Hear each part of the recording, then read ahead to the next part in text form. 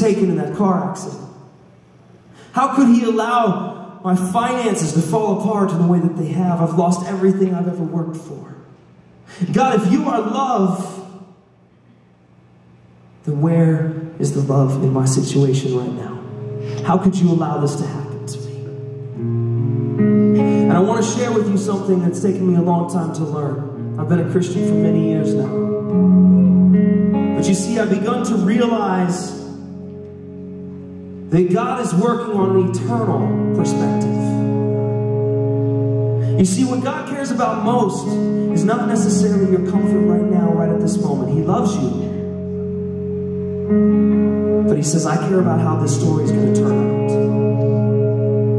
You know, I've got 2 kids. I have a son who's about to turn 8 and a daughter who's 3.5. Sometimes they think I'm the meanest dad in the world because I won't let them do what they want. But the reality is that I love them. And sometimes I let them hurt a little bit so that they can learn, so that they can grow, so that their lives can be fruitful and wonderful. But you see, that is just a perspective as a dad looking at his kids. God looks at an even greater perspective than that. He says all of eternity will be impacted by what I allow to happen in your life. How? How could that be? You see, I've seen in the darkest times of my life, those are the times that God has done the greatest work in the people around me, in my own life, in my family. I see souls changed. I see people coming to Christ. I see lives turned around. Things that would have never happened without the heartache. A few years ago, my uncle, a very brilliant man, a very smart man, went to Stanford on a full-ride academic scholarship. He started a telecommunications company, was very successful, made millions of dollars.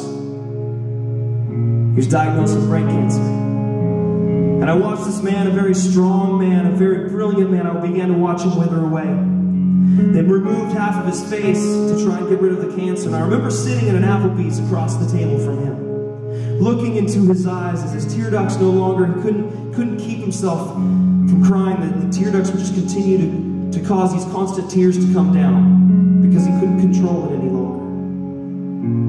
And as he wiped the tears away, they constantly flowed. With his face sunken in, he looked at me and he said, you know, as brutal as this has been and as terrible as it has been for me, and as much as I would never wish this upon anybody, he said, I can't say that it's been bad. He's like, it's changed things in my life that I need to change, that I would have never changed any other way. He said, it's given me a new perspective on life and what's important. It's made me love my kids in a way I should have done a long time ago. It's made me cry out to God in a way I should have done a long time ago. And I believe tonight that my uncle is in heaven because he went through that dark time. Because he was driven to God. Because God said, you know what, I'm going to allow this because I want eternity with you.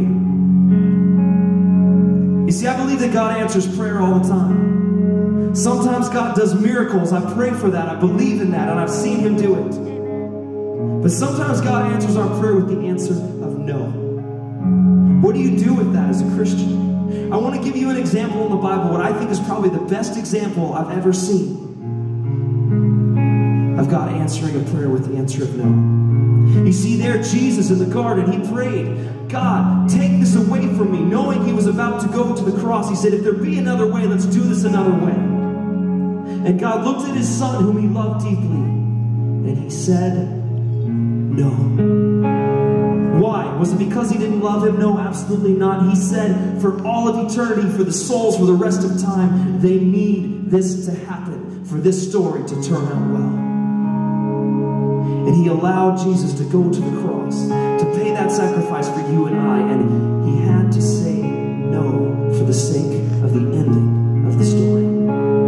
You see, Jeremiah 29 verse 11 says, for I know the thoughts I think towards you, thoughts of peace and not of evil, to give you a future and a hope, to bring you to a glorious end.